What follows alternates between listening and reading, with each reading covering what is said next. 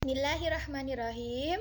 Assalamualaikum warahmatullahi wabarakatuh.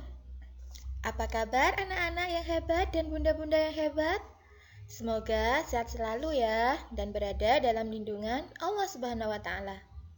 Ketemu lagi bersama Ustadzah Husnul Khotimah. Kali ini Ustadzah akan menjelaskan Asmaul Husna. Yuk kita baca Al-Quran surat Al-A'raf ayat 180 tentang Asmaul Husna ya. Ikuti Ustadzah, kita baca bareng-bareng. 1, 2, 3. A'udzu billahi minasyaitonir rajim. Bismillahirrahmanirrahim. Walillahil asma'ul husna fad'uhu biha wadharul ladzina yulhiduna fi asma'ih sayujzawna ma kanu ya'malun. Dan Allah memiliki Asmaul Husna, nama-nama yang terbaik. Maka bermohonlah kepadanya dengan menyebutnya Asmaul Husna itu. Dan tinggalkanlah orang-orang yang menyalahartikan nama-namanya. Mereka kelak akan mendapatkan balasan terhadap apa yang telah mereka kerjakan. Al-Quran Surat Al-A'raf ayat 108. Anak-anakku, kemarin kita sudah belajar 3 Asmaul Husna. Kali ini Ustadzah akan melanjutkan ya. Dan kali ini kita akan membahas 7 Asmaul Husna. Al-Ghaffar, Al-Qahhar, Al-Wahhab, Ar-Razzaq, Al-Fattah, Al-Ali, dan Al-Qabid.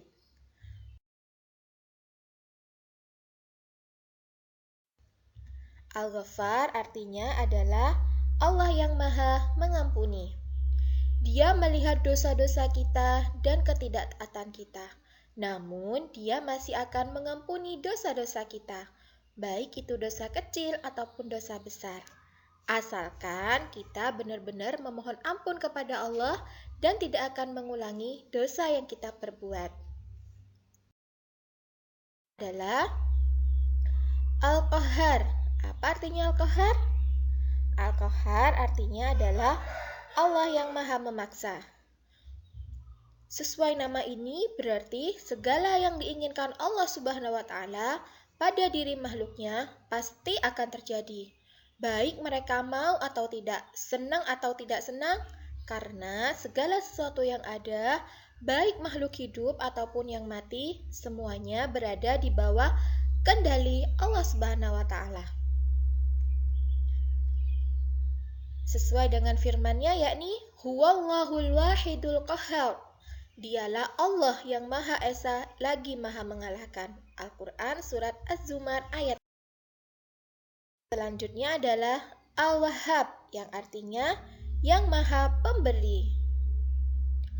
Al-Wahhab adalah salah satu sifat Allah yang memiliki arti Maha Pemberi Karunia. Makna lafaz Al-Wahhab menekankan bahwa pada hakikatnya tidak mungkin tergambar dalam benak mengenai adanya yang memberi, siapapun yang membutuhkannya tanpa mengharapkan imbalan atau tujuan duniawi maupun ukhrawi, kecuali Allah Subhanahu wa taala. Karena siapa yang memberi disertai dengan tujuan duniawi atau ukhrawi, baik tujuan itu berupa pujian, meraih persahabatan, menghindari celaan atau mendapatkan kehormatan, dia bukanlah Al-Wahhab. Jadi anak-anak yang solih dan solihah, kalau kita ingin meneladani sifat Al-Wahhab, berarti kita harus selalu ikhlas ketika kita berbuat baik, kita memberi, atau kita melakukan hal-hal tentang kebaikan, kita harus selalu ikhlas supaya kita mendapat pahala dari Allah. Kalau kita tidak ikhlas, kita tidak akan mendapatkan apa-apa. Anak-anakku, kemarin kita sudah belajar 3 Asmaul Husna. Kali ini Ustadzah akan melanjutkan ya. Dan kali ini kita akan membahas 7 Asmaul Husna, yaitu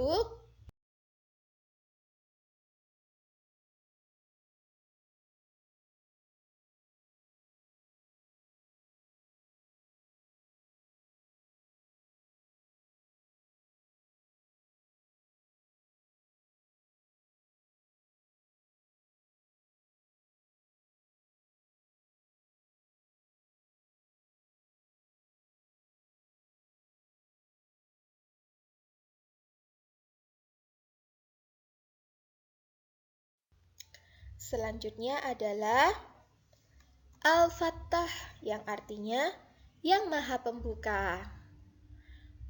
Al-Fattah adalah sang pembuka, penenang, dan pemberi kesuksesan. Dia yang membuka apa yang tertutup dan membuka segala sesuatu yang tidak jelas menjadi jelas. Dia memberi penghakiman yang terbaik, memiliki kunci kejayaan dan kesuksesan. Al-Alim yang artinya adalah yang Maha Mengetahui. Arti Al-Alim adalah Allah Subhanahu wa Ta'ala Maha Mengetahui segala sesuatu, baik sebelum ataupun sesudah sesuatu itu ada. Tiada sesuatu apapun di langit dan di bumi yang tidak diketahui oleh Allah.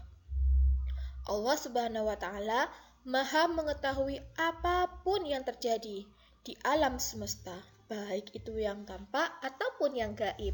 Jadi Allah Subhanahu wa Ta'ala itu tahu yang ada di langit, yang ada di bumi. Allah itu tahu semuanya.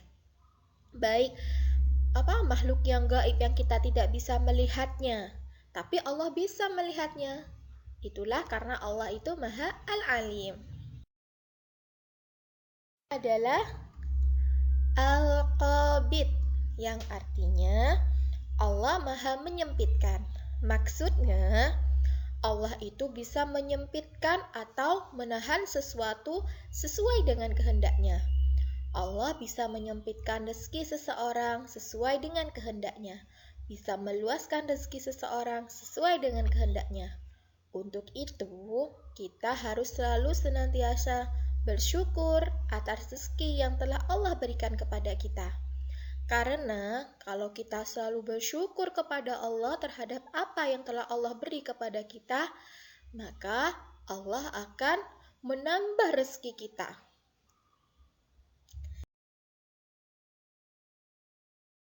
Kita sudah belajar 10 Asmaul Husna dengan minggu yang kemarin. Nah, untuk tugas kali ini ialah menghafal 10 Asmaul Husna beserta artinya ya. Sekian dari Ustadzah. Pohon kelapa tumbuh berjajar, tumbuh di rimba pohon lontar. Barang siapa yang rajin belajar, tentu dia menjadi anak yang pintar. Jaga selalu kesehatan ya anak-anak. Jangan lupa sering cuci tangan, kalau keluar menggunakan masker, dan tidak boleh jajan sembarangan yang tidak sehat. Karena kita harus sehat apalagi pada pandemi. Nah, untuk itu Ustadzah juga ingatkan, sholatnya tidak boleh bolong-bolong juga. Ketika sholat berdoa kepada Allah agar Allah selalu melindungi kita dan keluarga kita dimanapun kita berada. Wassalamualaikum warahmatullahi wabarakatuh.